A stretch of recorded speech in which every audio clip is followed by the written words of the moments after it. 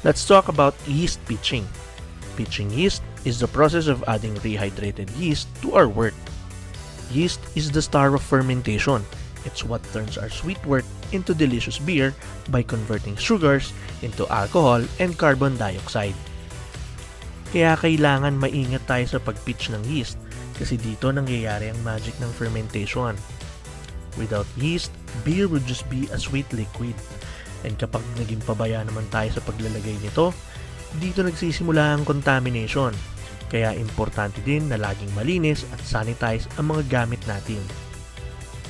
After 20 minutes, our rehydrated yeast is now ready for action. Look at these little guys.